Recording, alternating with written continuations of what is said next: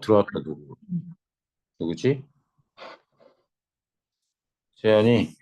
세연아, 지금 어부사에서 좀 한 다음에 너 이성부의 벼 얘기했었으니까 이성부의 벼도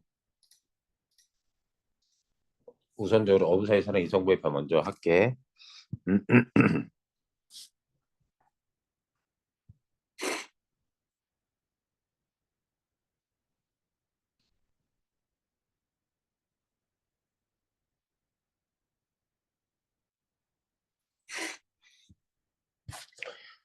다시 한번 얘기하자면 어부사에서는 평시조이자 연시조입니다.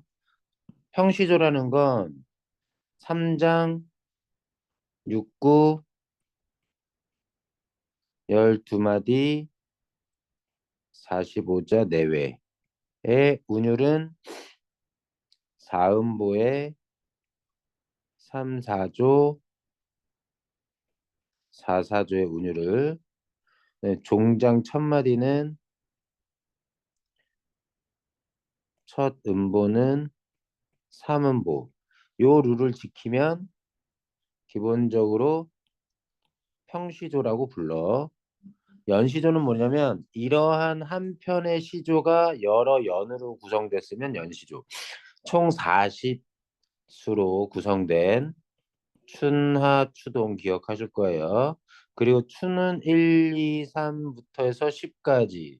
그래서 크게 보면 계절의 변화, 짧게 보면 계절별로 항구에서 출발해 가지고 다시 돌아올 때까지 귀항할 때까지의 과정을 다룬 내용을 다룬 작품이고 이 작품은 시조인데 민유적 속성을 띠고 있습니다. 그 민유적 속성이 뭐냐면 후렴구가 있다는 거죠. 민요의 어, 트레이드 마크는 후렴구입니다. 후렴구. 여기에서 나오는 후렴구는 두 가지 종류인데 예, 얘가 1수에서 10수까지의 과정에 따라 각 수마다 요 후렴구가 변화되면서 들어가죠. 그래서 춘사 1, 하사 1, 추사 1 얘네들은 전부 다 배띄어라 있다고 얘기했었습니다.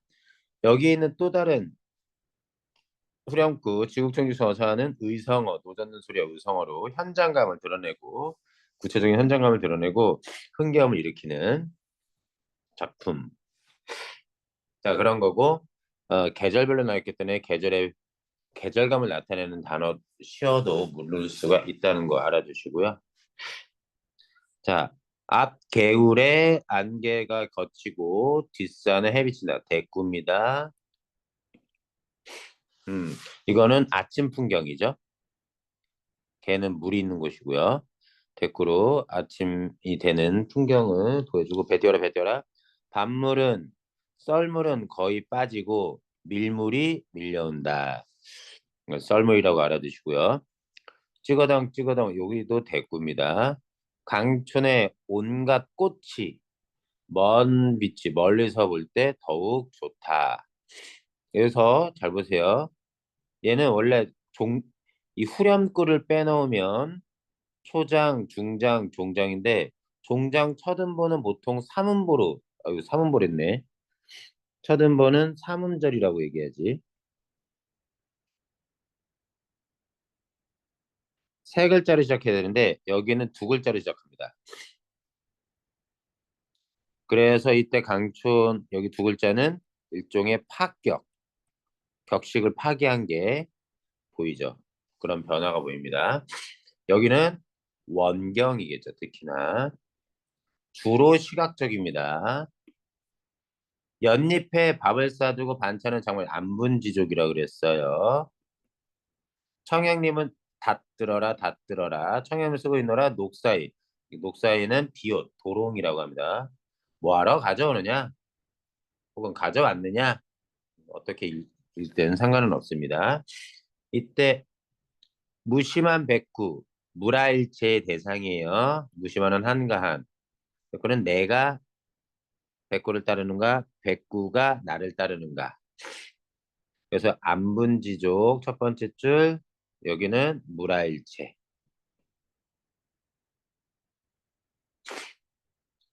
자, 수국에 가을이 드니 바다라고 해석해도 돼요. 강이라고 해도 되고 상관없어요. 가을이 드니 고기마다 살쪄 있다.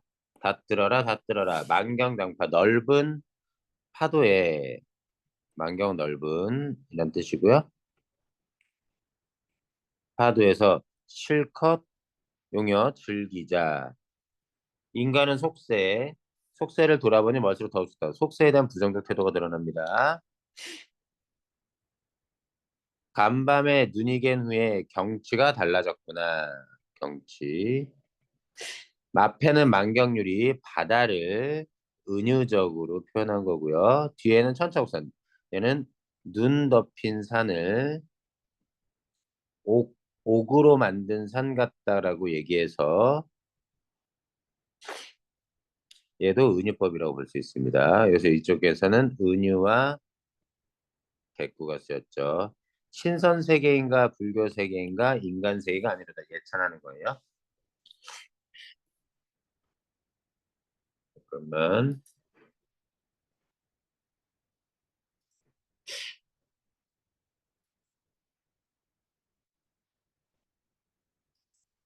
문제를 잠깐 몇 문제 잠깐 확인해 봅시다. 나올래나 청로로? 청로로 나온대요?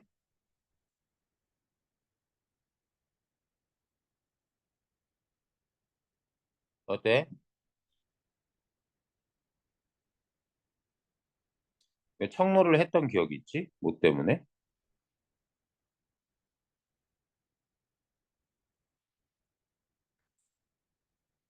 일단 어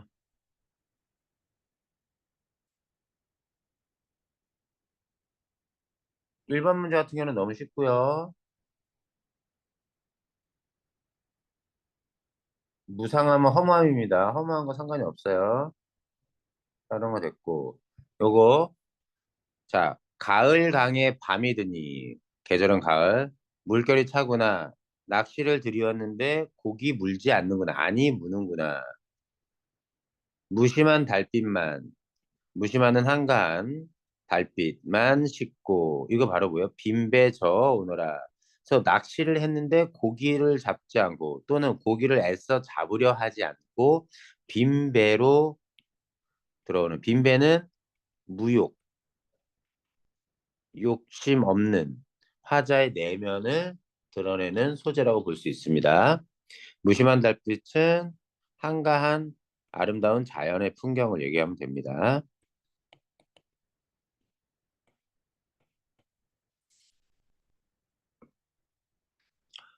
자, 기억부터 면증 밑줄 친 부분과의 공통적 정서, 밑줄 친 공통적 정서,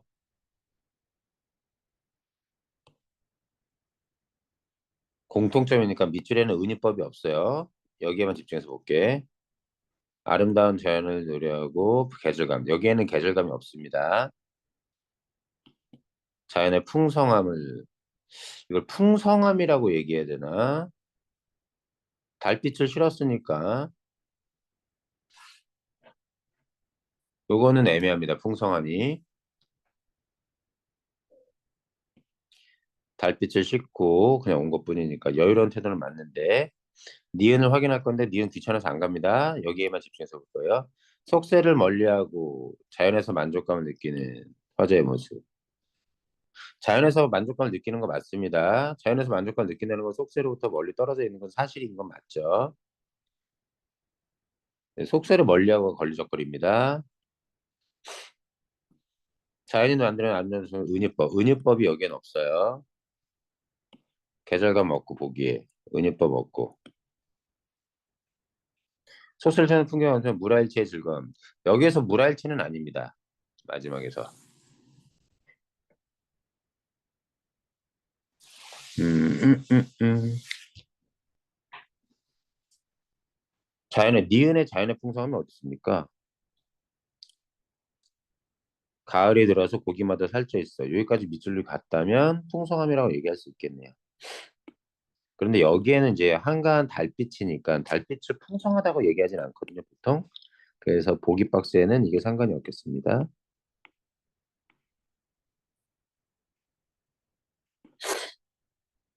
답은 3번이겠네요. 의미법 없고 물할체 없습니다.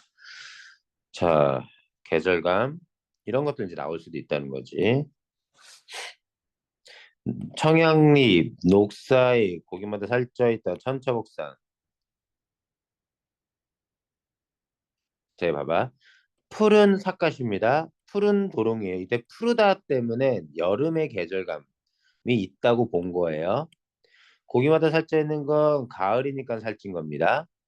천차국산은 눈 덮인 산이죠. 다 계절과 관련이 있어요. 안개가 졌다. 안개는 봄에 자주 끼는 건 사실인데 봄에만 안개가 끼진 않죠. 그래서 답은 1번. 구보 지나가고 여기 잠깐만 보면 8번 뭐 다른 건 없겠고 풀면은 그냥 풀릴 것 같아요. 8번 문제. 자, 이거 말도 안 되죠? 자연을 초월하여 자연 초월 아직 없습니다. 종교의 귀이 아니에요. 불교를 믿겠다, 뭐 도교를 믿겠다는 마음이 아니니까 별거는 없고 나머지 선지 꼭 읽어주시고요. 프린트가 많다 해도 그걸 싹 다 모조리 100%다 풀겠다는 목표보다는 작품별로 한 10문제, 11, 15문제 뭐 이런 식으로 해서 일단 전체를 다 한번 풀어보시는 거 추천하고 그 다음에 학습지, 학교에서 내려준, 가르쳐준 학습지 반드시 봐줘야 됩니다. 자, 적절한 거 명령의 어조로 배 띄워라 배 띄워라는 명령의 어조 맞아요. 단합된 행동을 이끌어낸다. 이거 그런 거랑 상관이 없습니다. 그냥 배 띄워서 가자라는 후렴구일 뿐이에요. 악기의 의성어 아니에요. 노젓는 소리의 의성어입니다. 고정적 음수를 유지했다. 아니에요. 고정적 음수. 야, 여기 맞네. 세 글자가 나와야 됩니다. 처음. 합격, 벗어난 부분이에요. 정형화된 음보율, 사음보. 모든 시는 사음보입니다. 청양리 써있노라 녹사이 가져오냐. 답은 4번이겠네. 정형화된 음수에서 벗어난다. 미음. 아니요, 이거 3문절 맞아요. 보통 시조의 종장은 3, 5, 4, 3으로 끝납니다. 어제 우리가 3인곡 했는데 3인곡 전격 가사로 우리는 판단하죠. 우리 같을 때. 모란과 관련된 거는 나가 모란이니까 종결함이 뭐뭐하네, 뭐뭐하네, 뭐뭐하네이기 때문에 나도 동일한 종결함이를 반복합니다. 가는 동일한 종결함이가 있나요? 가. 뭐뭐다, 뭐뭐다, 뭐뭐타, 뭐뭐타. 이거 다인데 이것도. 듀 단데. 그런 거 보면 종결함이가 동일한 종결함이가 일부 반복되니까 반복이 안 된다고 할 수 없겠습니다. 둘 다 반복되고 있어요. 아, 내가 아니구나, 이거. 나에는 뭐뭐할 테오, 뭐뭐할 테오가 있지. 종결함이 있어. 그리고 나는 청자를 명시적. 청자를 명시적이면 아이야, 그대, 당신 뭐 이런 식으로 나와야 되는데 명시적인 청자는 둘 다 나타나 있지 않습니다. 달리 자연물의 인격을 부여하여 의인법이 대상과의 친밀감, 나작품, 뭐 다른 장르에서 다른 연에서는 나올지 모르겠지만 가에 의인법 없고요. 나에도 의인법 없습니다. 모라이피까지는 계절의 변화를 통해 화자가 깨달음과 상관이 없어요. 가는 그 즐거움을 누리는 거예요. 계절의 변화는 둘 다 어느 정도 나와 있다고 볼 수 있겠습니다. 나도 깨달음이라고 할 수는 없어요. 그냥 그 모란에 대한 어, 소망, 희망, 기다림, 의지 이런 걸 드러내는 거지. 가는 시적 공간에 대한 묘사. 나는 역설적 표현을 통해 화자 지향 되었지. 자, 10번의 답은 5번이 되겠습니다. 자, 이거 내용.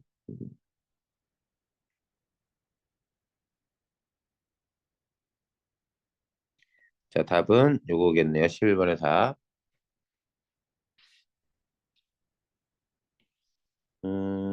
이번에 시험범위 뭐그 정도. 나머지 어부사시사. 어부사시사 그거밖에 안 배웠겠지. 여기 지금 보면 더 있거든. 이런 식으로 더 배운 건 없지. 어때? 학교 교과서내 연만 배웠지. 또 더 추가해서 배운 연이 있어? 아, 없지? 어, 알았어. 설마 안 나오겠지?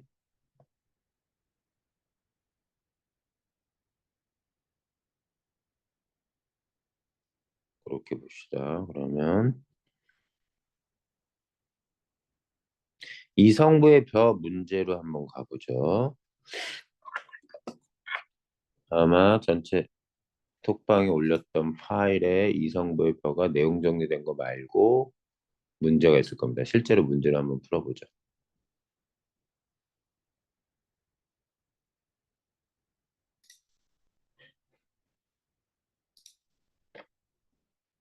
잠깐만.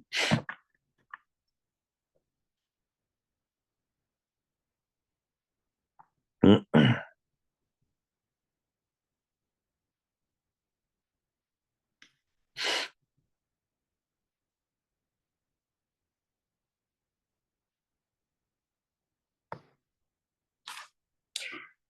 자, 의인법이 있었습니다. 전체적으로.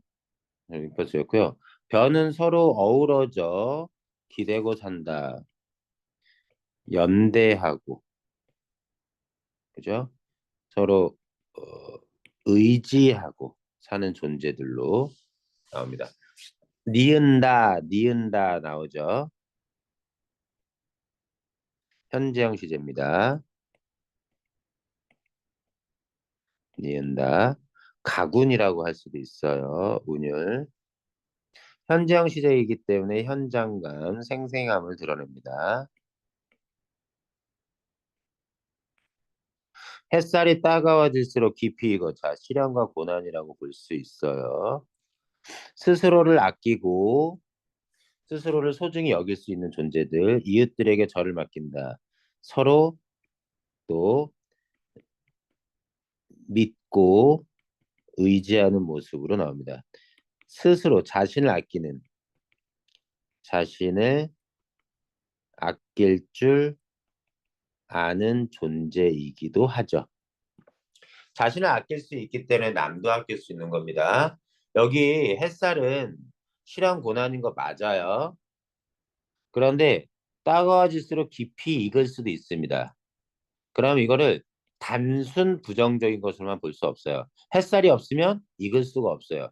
일반적으로 그 기- 해설서나 참고서 같은 데서는 단순히 실현과 고난이라고만 얘기할지 모르겠지만 생각해 보시면 벼가 자라서 익는 과정을 본다면 햇빛이 없으면 익을 수 없죠.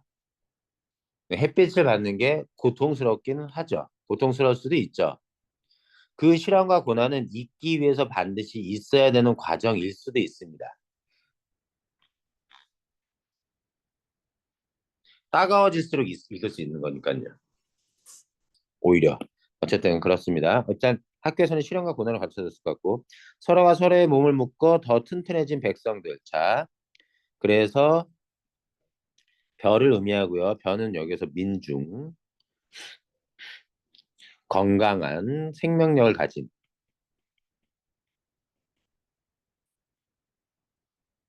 서로 의지하는 계속 의지하는 모습으로 나옵니다. 여기서부터 서로 어우러져 기대 이렇게 이렇게 서로 묶어 이 모습이 다 동일한 얘기예요. 함께하는 존재들이란 거예요. 죄도 없이 죄지어서 역설이에요. 더욱 불타는 억울한 거죠. 억울함. 왜? 죄 없는데 나를 죄인 취급하면 그것을 죄를 짓지 않지만 나를 저 비천한 신분이라고 무시하는 사람들에 의해서 죄 지은 사람으로 취급당할 때 죄 지었다라고 우리가 얘기할 수 있을 것 같고요. 그 분노가 있는데 자 보아라 명령 불특정한 청자에게 보기를 원하는 겁니다. 벼가 춤출 때 벼는 소리 없이 떠나간다. 소리 없이 이거는 분노를 사기는 그렇게 표출하지 않는 인내할 줄 아는 존재라고 보는 거죠. 춤추는 거, 흔들리는 거, 소리 없이 떠나간다는 건 투수하는 걸 얘기할 겁니다. 투수를 당하는 게 아니라 스스로 떠나는 거예요. 벼는 가을 하늘에도 서러운 씻어 맑게 다스릴 줄 알고 바람 한 점에도 못 말 줄 안다. 요거 대꾸죠. 문장 구조 비슷합니다. 그죠? 자, 뭐뭐해도 뭐뭐해도 뭐뭐할 줄 알고 뭐뭐를 한다. 뭐뭐를 한다. 이런 뜻이에요. 그래서 서러움과 노여움이라는 건 벼의 심리 상태인데 어, 어떤 내면적 갈등이라고 할 수 있는 심리 상태인데 그것을 가을 하늘과 바람에 의해서 이게 스스로를 다스리고 진정시킨 의 수단으로서 긍정적인 소재가 됩니다. 벼가 떠나가면 바치니 넓디 넓은 사랑. 자, 희생적이고 헌신적인 모습을 드러냅니다. 넓디 넓은 사랑, 이 피 묻은 그리움, 이 넉넉한 일. 결국은 벽겠죠. 쌀이겠죠, 쌀. 굳이 보자면. 그것이 그냥 주는 게 아니라는 거야. 그냥 주는 게. 그냥 주는 게. 쓰러지고 했지만 다시 일어서서 결국에는 주고 떠나는 그 모습. 그것으로 인해 우리가 힘을 얻을 수 있는 그런 내용입니다. 김수영의 눈은 안 배웠을 테니까 나를 빼놓고 보면 이해한 내용으로 적절하지 않은 겁니다. 70년대 기틀 마련했지만 이렇게 사회에서 정치적 혼란이 있었고 빈부격차에 시달렸고 인권의 사각지대에 힘든 삶을 살았던 민중들은 삶의 현재 서로 연대하며 기본권을 지키게 노력했다. 벼가지는 민중의 모습, 70년대 암울한 시대 상황을 역설적으로 형성하고 있다. 이게 역설적은 좀 그래. 작품에서는 청구시의 암울한 시대 상황을 역설적이 죄도 없이 죄지어서 정도? 네, 저는 이거 자체가 좀 아쉽긴 합니다. 작품에선 청구시의 암울한 시대 상황을 알 수가 없어요. 이걸 보고 어떻게 시대 상황을 알 수 있습니까? 네, 이게 보기가 있으니까. 좋아, 그러면 청구시의 시대 상황까지 맞다 치자. 역설적이 마음에 들지 않는다. 역설적보다는 비유적으로 혹은 상징적으로 햇살 따가워지는 어떤 것들 그런 것들 정도로 우리가 볼 수 있죠. 이거는 별로 마음에 들지 않습니다. 마지막에는 작가는 벼와 같은 강인한 뭔가 저항 의식으로 어려움을 극복하는 산업화의 모습에 주목한다. 문제 이상한데 1번?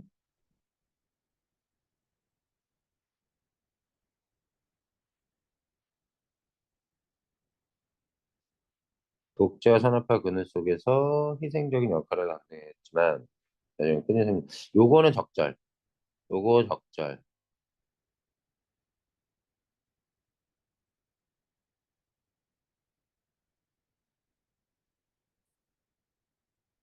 민중이라고 해야 되는데 이거 산업화가 이거 잘못된 것 같아. 답이 없다. 얘 적절해.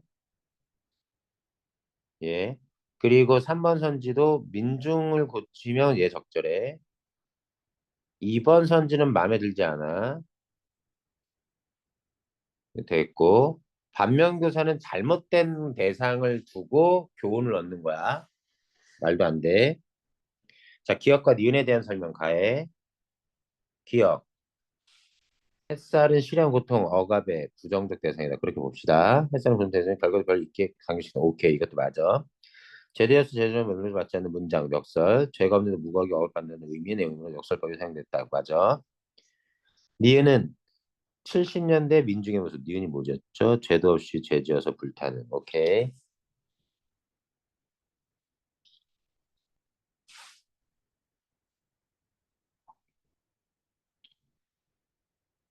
잠깐만. 자, 기억과 달리 니은은 기억이나 니은이나 같은 의미예요. 그래서 이거 달리라고 얘기할 수가 없습니다. 그래서 2번의 답은 5번. 자, 벼의 모습에서 발견한 속성.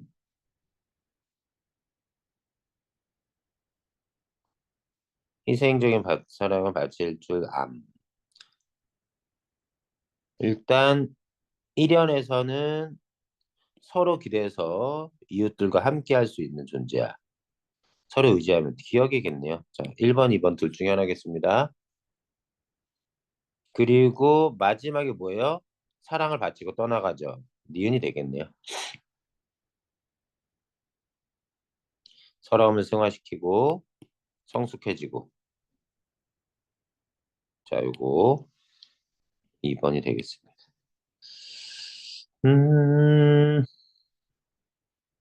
이 정도 됐고. 7, 8, 윗글의 성격, 상징적, 예찬적, 참여적. 10번 문제가 좀 어려울지도 모르겠는데, 기억, 니은, 리을. 이 참여적이라는 건 어떤 사회의 어떤 부당한 모습에 대해서 적극적으로 노래하는 것들을 우리가 참여적인 시라고 얘기를 해요. 참여적이란 말을 어, 처음 듣는 거겠지만 현실 참여, 시를 시로서 즐기는 것으로 끝나는 게 아니라 적극적으로 현실의 문제에 대해서 뛰어든다라는 뜻으로 보면 됩니다. A에 사용된 표현 기법은 나머지는 보면 될 것 같아. 단어 없다잉. A 역설 얘기한 거야. 어머나 인물아주 역설입니다. 다른 거는 없어요. 하나 더.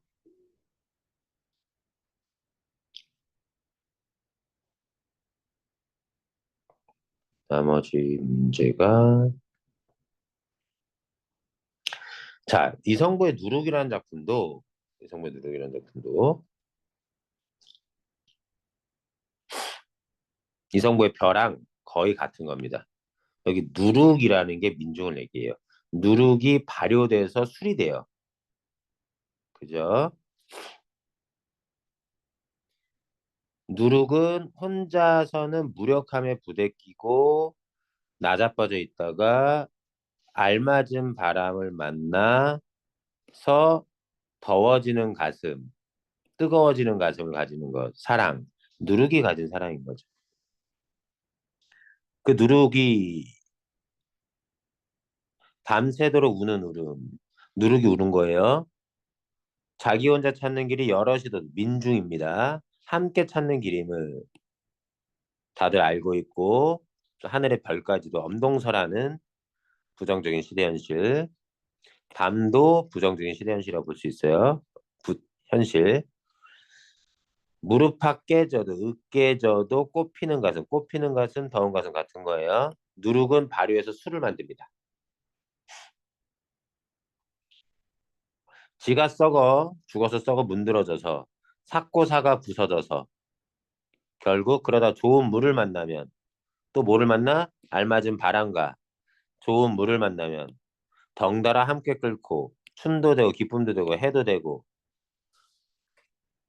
해 솟는 얼굴도 되고 하는 죽음. 그래서 얘네는 썩어 문드러져 사가 부서짐으로써 그것이 죽는 것인데 그 죽음을 통해 기쁨도 되고 순도 된다는 거지. 사람들의 술로 만들어져서 기분 좋게 만들어준다는 거지. 민중의 어떤 뜨거운 파워를 보여주는 내용입니다. 기억에서 시효증 의미가 유사한 것으로 짝지은 것 A, B, C. 요거는 괜찮겠다. A. 서로 튼튼해진 모습, 함께 어울리는 모습입니다. 소리 없이 떠가는 거, 쓰러지고 다시 일어서서 다시 일어서서 실현에도 굴하지 않고 일어나는 또는 소리 없이 떠나는다. 어떤 희생적 태도라고 해야 될까요? 미련을 갖지 않고 가지는. 그래서 14번 문제.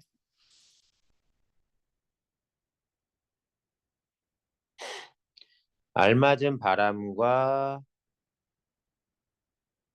좋은 물은 민중을 각성하게 만드는, 누룩을 발효하게 만드는 요소. 밤새도록 우는, 여럿이서 함께 찾는. A, 다시 한번 볼게. 함께 하는 것. A는 함께 하는 것. 서로 합쳐서 힘을 합치는 모습.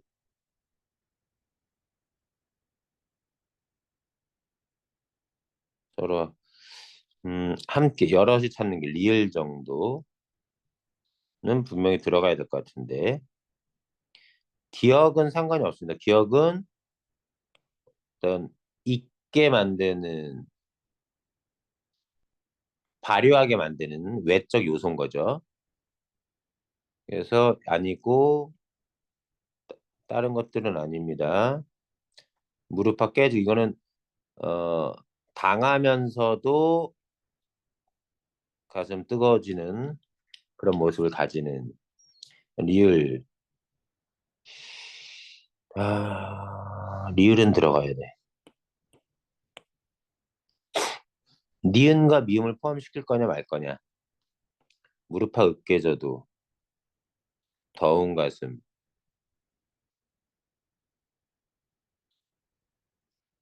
그 사랑 같은 거.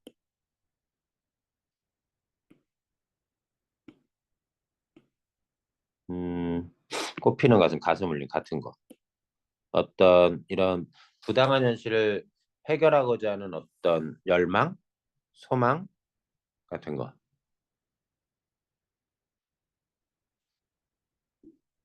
함께 어울리는 모습이 뚜렷하지가 않네. 그다음 일단 리을인 건 분명해. 이 안에서 한번 찾아보죠. 니은과 미음.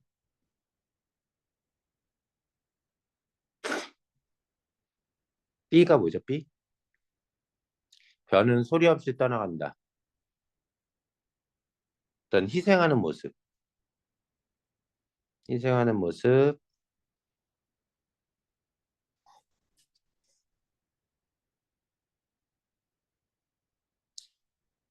삭고 사가 부서지고 문드러져 죽어서 썩어 문드러지는 거. 이걸 통해서 결국 그것은 스스로 죽는 것이 되는데 기쁨도 되고 춤도 되는 모습이죠. 비읍 치읓이 들어가야 되겠네. 이게 확실하다. 답은 3번. 니은은 살짝 애매한데. 그다음 얘를 미음이랑 매칭시키네. 이 문제 낸 사람은 무릎 팍 깨져도 꽃피는 가슴. 이거랑 C를 무릎 팍 깨졌지만 꽃피는 이런 것 때문에 그런 거다. 조금 어려웠겠지만 이 작품에서 어, 엄동사랑이 부정적인 현실 뭐그 정도로 보면 되겠습니다.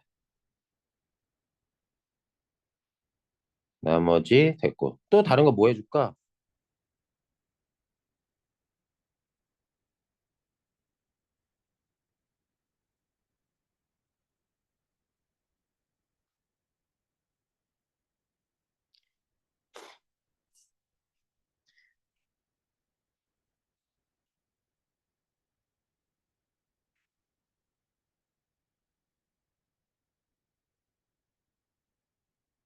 호질은 괜찮아요, 호질?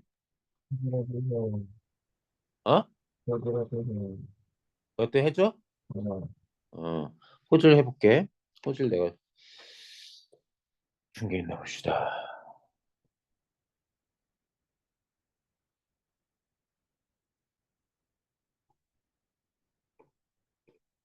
파일에서 찾아야겠고. 잠깐만.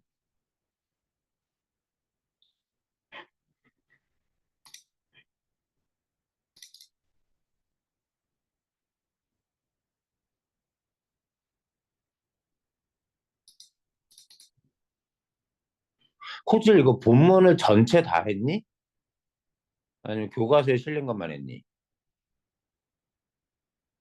일단 여기 본문 문제 보고 한번 확인해 보죠. 호질은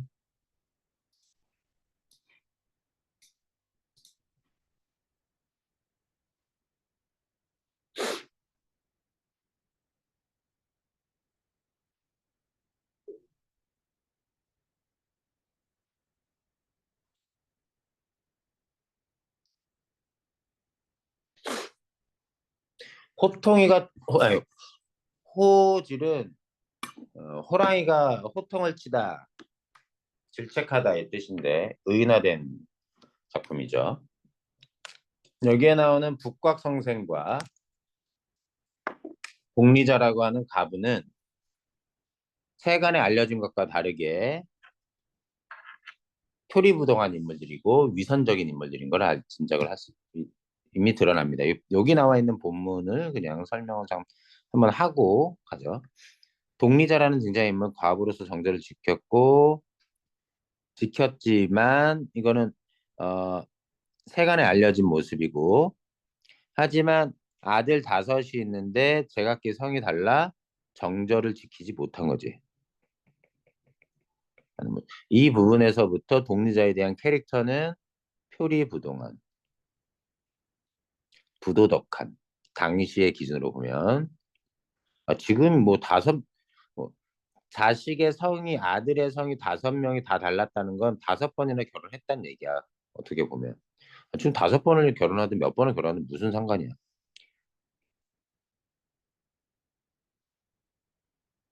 자, 이거 지금 내용이 살짝 빠져 있습니다. 그죠? 앞부분. 그래서 가봅시다. 다섯 아들들이 서로 줬기를 강 북쪽에선 달기 울고 강 남쪽에선 샛별이 빛나는데, 샛별은 새벽별입니다. 이제 날이 밝아오는데 방 안에서 무슨 소리가 나네. 어쩌면 그래도 북각 선생 목소리와 닮았을까 하고 오형제 번갈아 문틈을 잡았어. 독리자가 북각 선생에게 청하기를 선생님의 덕을 오랫동안 품모하였습니다. 오늘 밤 선생께서 글 읽는 소리를 듣고 싶사옵니다 하면서 했더니 시경을 읊었어. 시경 읊는 모습은 고상한 척하는 모습인 것 같지만 과부의 방에 새벽녘에 왜 있냐고. 그 모습 자체가 국학 선생이 부도덕한 그리고 위선적인 인물이라는 걸 알 수 있죠. 다사들이 서로 죽었길 얘기의 책 이름 과부의 집안은 들어가지 않는 법이라고 했는데 북한은 현자 뛰어난 어, 현명한 사람이 아닌가, 뛰어난 선비 아닌가. 아마도 적나라 도읍의 성문이 헌해진 곳에 여우가 굴을 팔고 산다더라. 여우가 천을 먹은 요술 부려 사람으로 둔갑하시더라. 이는 여우가 북한으로 둔갑한 게 아닐까라고 하는 모습에서 어리석은 아들들의 모습이라고 해석할 수도 있고, 두 번째는 그만큼 북곽 선생의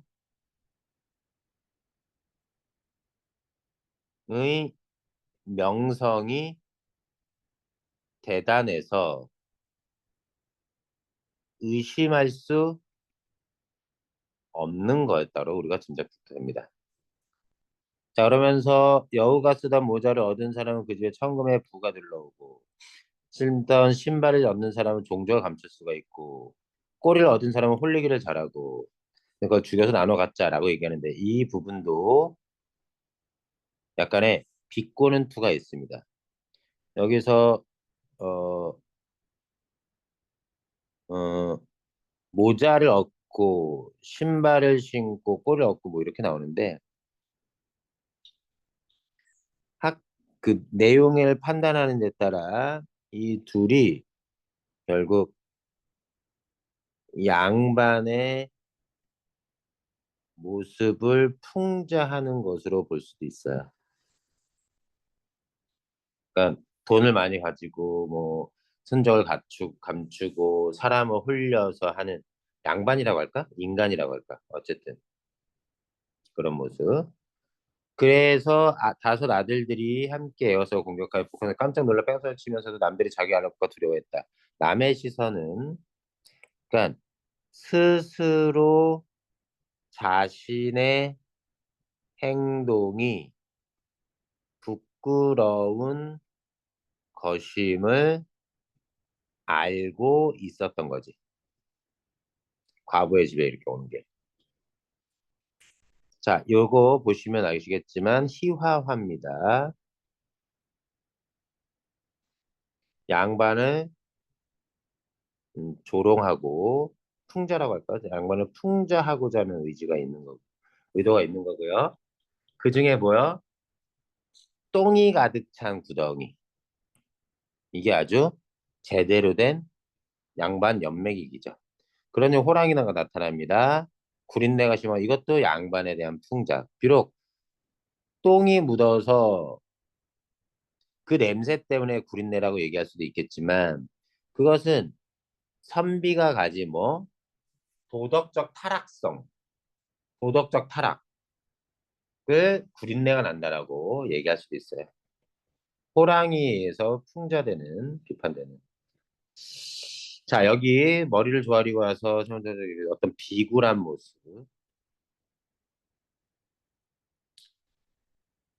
자, 요 아첨하는 모습. 그리고 교언영색이라고 합니다. 학교에서 혹시 한자성어 가르쳐줬으면 꼭 알아두세요.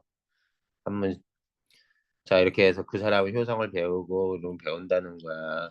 그러면서 이 천하시는 자기가 스스로 자기를 낮춰서 학이라는 건 인간 세상 그 아랫자리에 섭니다. 부하라고 얘기할 수 있다는 거지. 아랫사람이라고 할 수 있다는 얘기야. 그러자 범은 이렇게 꾸짖었다. 각과 전에 예전에 이렇게 유는 자 이때 앞에 유는 선비 유자예요. 뒤에 유는 아첨할 유자예요. 언어 유희 말장난입니다. 호랑이의 목소리를 빌려서 호랑이는 그래서 작가 의식을 대변하는 거라고 생각하시면 됩니다. 자, 이랬고 요 사이에 어떤 내용이 실제 전체 작품에서 보면 있는데 그건 다 떠나서 이제 마지막 엔딩 부분이에요. 결국 죽을 뻔하다가 살아납니다. 더러워서 못하겠다고 호랑이는 떠나고요. 머리를 조아리고 있다가 죽을까 봐 아무 일도 없자 양반이 눈을 뜨고 주변을 살펴보는 거예요. 살펴봤더니 지나가던 농부가 아침 일찍 일하러 나가는 농부가 나타납니다. 그 농부가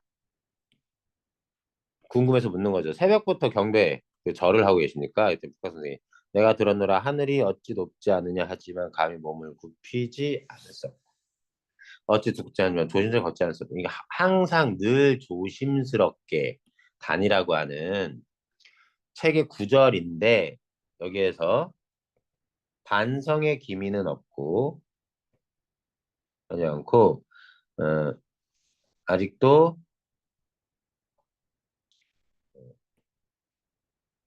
뭐라 그래 허세를 부리는 모습이고 그러한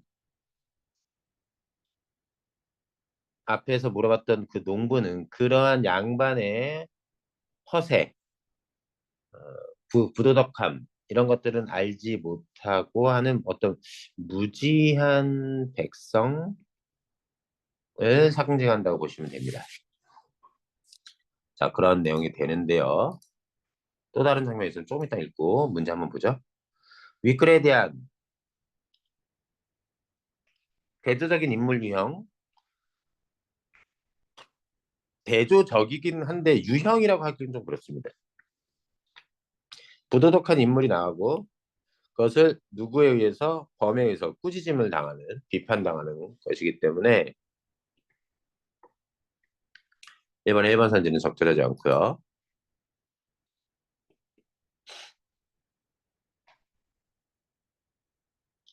예찬하는 게 아닙니다.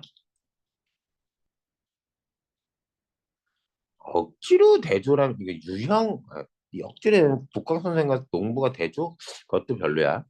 북각은 간사녀로 풍자하며 이중적이고 위선적인 모습을 부각한다. 요게 이렇게 알아두시고요. 역수행적 구성 아닙니다. 이건 수행적 구성이에요. 그냥 시간 순서대로 진행됩니다. 아침에 농부를 만드는 것은 죽음의 위기에 건져준 역할. 농부는 그런 역할을 하는 존재가 아니에요. 비판 대상이 위선적인 인간 모두에서 부도덕한 유학자인 국가학 선생으로 집중되고 있다. 어, 거꾸로입니다. 선생에서 위선적인 인간 모두로. 거꾸로로 아셔야 돼요. 여기는 일부밖에 안 나왔기 때문에 그렇습니다. 초반에 뭐예요? 과분의 집에 찾아간 북각 선생의 모습을 통해서 북각 선생을 조롱하는 모습, 비판의 대상이 되지만 범의 얘기를, 호랑이 얘기를 통해서 그런 양반만이 아니라 인간 전체를 다 싸잡아서 얘기하게 됩니다.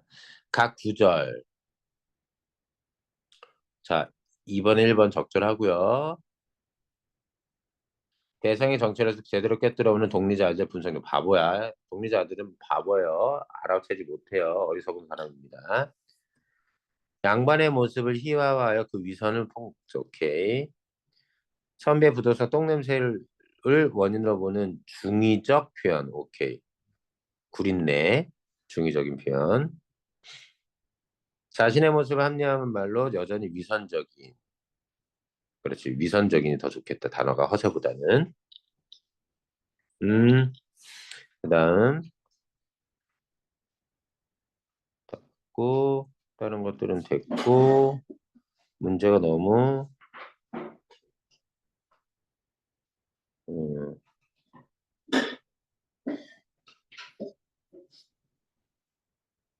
여기 있네. 시작 부분에 여기 이렇게 아까 그건 좀 이상했어. 내가 볼 때는 살짝. 자, 북각 선생 소개. 대단한 천자가 제후가 사모하고 칭찬하는 대상입니다. 아주 뛰어난 세상에 알려진 건 뛰어난 도학자, 유학자예요. 그런데 천자나 제후들도 그 정체를 모르죠. 바보 같은 천자, 바보 같은 제후라고도 볼 수 있습니다. 자, 독리자는 미모의 과부인데 아주 현숙, 정숙하고 정제를 잘 짓고 독리, 과부, 지려라고 하는 마을이란 뜻입니다. 옛날에는 그 뛰어난 인물을 기념해서 이렇게 이름을 붙여주기도 했어요. 하지만 그와는 반대로 이런 수절과는 정반대의 인물. 그리고 여기서부터 아까 나왔던 내용. 이거는 시를 읊었던 내용인데 그냥 얘기하면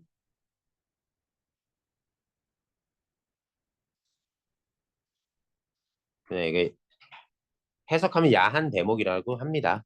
네, 그렇게 받아주세요. 야한 대목을 이렇게 노래하고 있다. 여기 아까 전에 여우라고 생각했던 부분 똑같이 똑같고 여기도 똑같고 똑같은 부분 읽었던 부분입니다.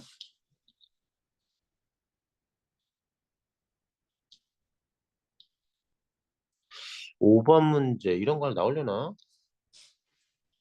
음,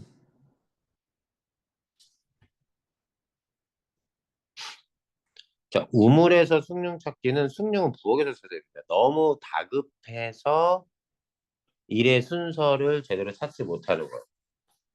이거를 우물의 숭늉 찾기라고 그래요. 자, 얘가 적절하지 않습니다. 이게 다 올려나? 빛 좋은 개살구는요. 겉만 번지르르 하고 실제로는 그렇지 않을 때. 북각 선생이나 독리자 같은 사람을 얘기하는 거죠. 마른 하늘의 날벼락 호랑이 만나거나 북각 선생 입장에서는 아들들이 쳐들어오는 장면. 이슬의 친미나 바르고 자, 거짓말은 아부하는 모습에서 볼 수 있고 얌전한 고양이 부뚜막 만나서 과부. 또 소문났지만 다섯의 아들을 두고 있다라는 그 모습. 자 여기 보시면 북각 선생 동지의 위선적인 아우터라인 내용적인 당시 선비들의 권력남, 아직 권력남이 여기 나와 있지 않습니다. 그래서 6번의 답은 2번. 그 양반 계층의 허위의식, 이런 것들이 부도덕한 어떤 지배층의 모습, 이런 모습들을 비판하는 거죠.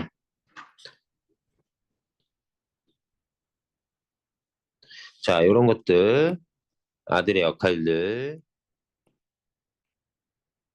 요거 아까 얘기했죠? 매우 긍정적, 믿지 못할 만큼 어리석었다. 세련 사건 발생시키는 동기, 평소 어머니의 불효하는 이건 알 수 없습니다. 자, 두꺼비 파리를 물고 자, 여기까지 하면 끝이겠네. 두꺼비는 어, 부패한 관리라든가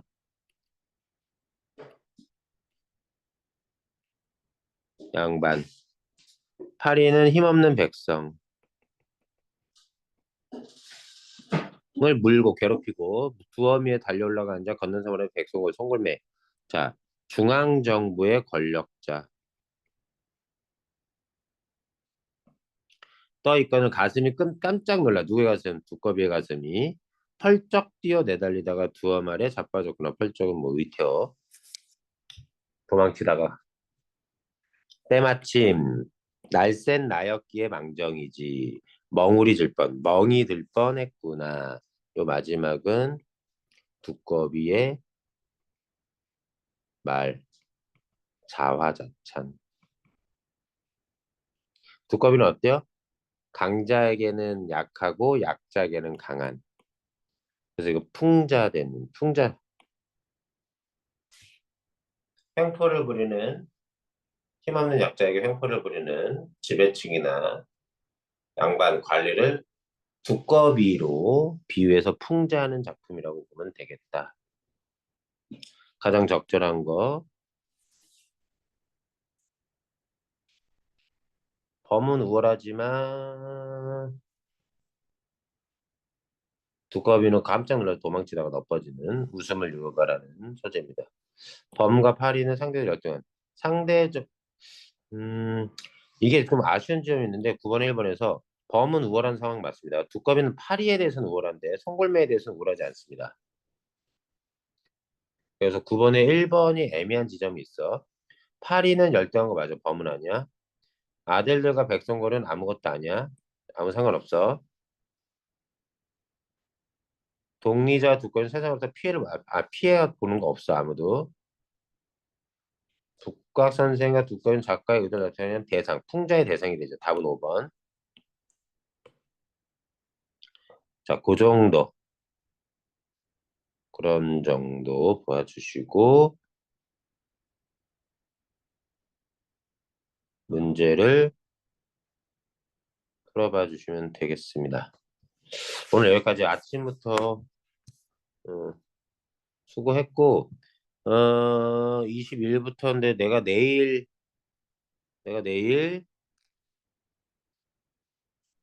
한 4시쯤에는 학원에 와 있을까 생각 중이거든. 올까 말까 그 애매하긴 하네. 4시. 너네는 내일 학교 끝나면 몇 시까지 올 수 있니?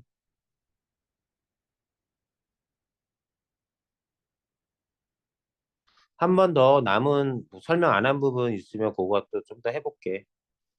그런데 다시 한번 얘기하지만 학습지 좀 공부 좀 해주고 문제 풀면서 모르는 거 질문해줘. 오늘 여기까지 할까?